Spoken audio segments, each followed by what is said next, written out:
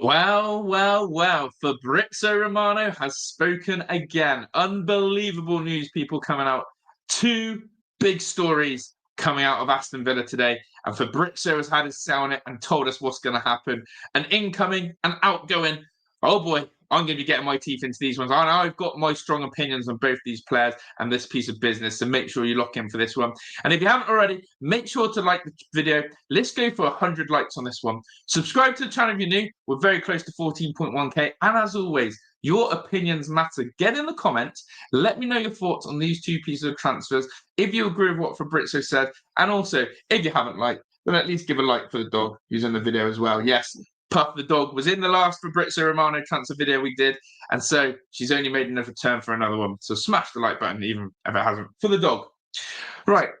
Let's get into it straight away. The two players that we're talking about, as you can see on the thumbnail, is first and foremost Emiliano Buendia, Emi Buendia, and of course the story is this: Emi Buendia to Bayer Leverkusen. Here we go. Deal in place with Aston Villa on loan with a buy option. Buendia has agreed to the move and medical tests will follow, and it is all set to be signed this week. Now, this story in itself is a bit nuts because let's just see that Buendia is going to Bayer Leverkusen to play for the Bundesliga champions of last year, who are currently second in the Bundesliga, by the way, under Xabi Alonso. And you think, do you know what? It's a good little move that is for Buendia. And Xabi Alonso, a great technical coach, to have his faith and looks at Emi Buendia is unbelievable. But the reason why this transfer is extremely weird in my eyes is because Emi Buendia has only just recently agreed a 1-year deal at Aston Villa, which we announced over the weekend. So you're scratching your head here. Villa extend Buendia by another year, and all of a sudden he gets a loan move to Bayer Leverkusen. Don't want to get the wrong Bayers wrong. And then all of a sudden he's going. But it does make sense because this next story from Fabrizio completely confirms that, where he says the buy option for Emiliano Buendia to Bayer Leverkusen after initial loan will be worth 20 million euros. Buendia signs new 1-year deal at Aston Villa ahead of loan move to Leverkusen. So exactly what I just said. He signed the new deal, but this is where it gets interesting. We could be potentially getting 20 million euros for Emi Buendia if he impresses at Bayer Leverkusen. I'm looking at the football gods right now, and I'm saying, please give me that miracle. Please let Emi Buendia cook. Please let him have a good year in the Bundesliga or last half of the season, and please let Bayer Leverkusen come again. Because 20 million euros, I'm snapping your hand off. Yes, we take an L on the initial transfer fee that we paid for him of that 30 million plus of what was Jack Grealish's money. And remember, he was once upon a time our record signing. Yet, Buendia has been starved with game time, had injuries, and really never ever got going at Villa Park. And really, we've seen the most of Buendia in the last few weeks as a sub than we've ever seen in the last few seasons. And so it goes with a great shame that Buendia's career really never kicked off at Aston Villa.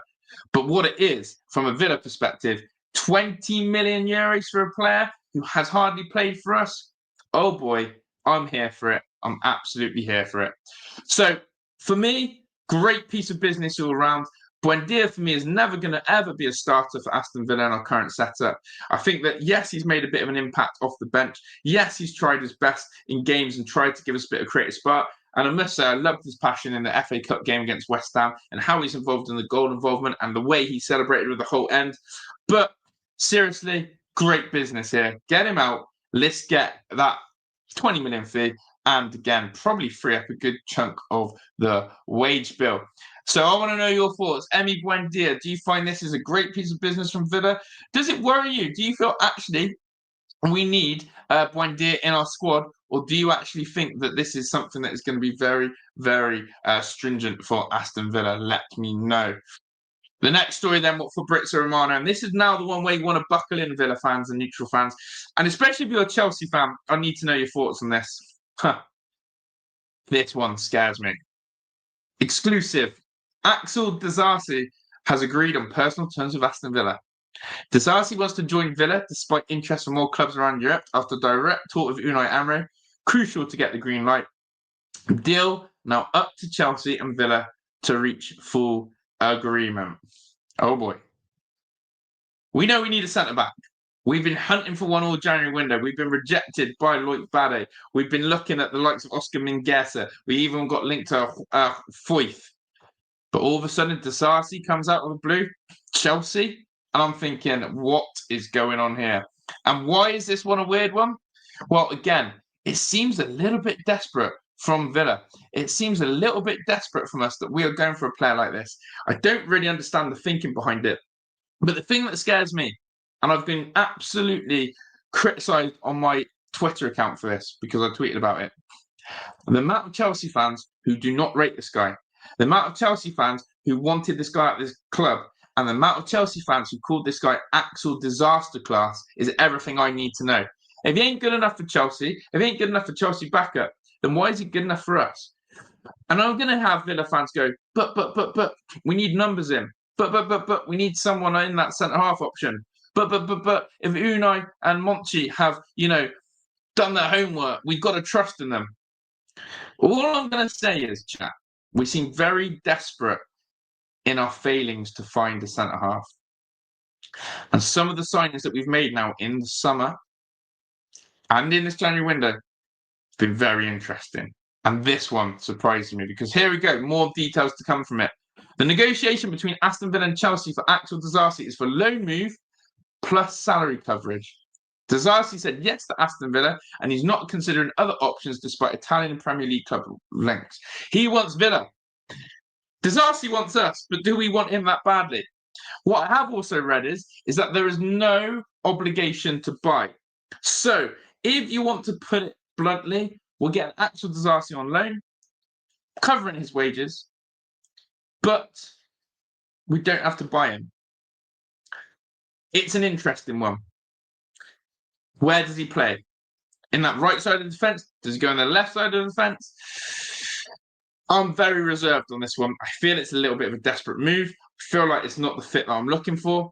But if Unai and Monchi want to go for it, then as people would say, we've got to back him. But I'm very reserved.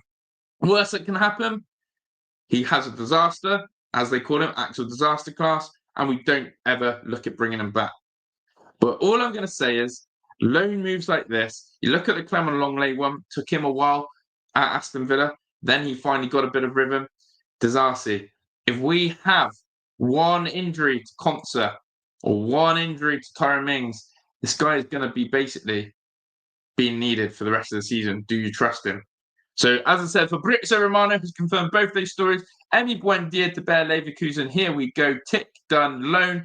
Obligation to buy 20 million. Get in there, Villa. Good piece of business. Axel Disasi on loan.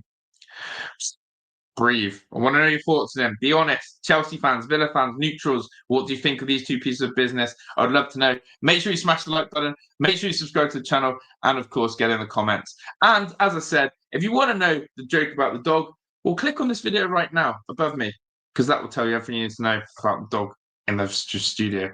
I'm out of here. Ta-da.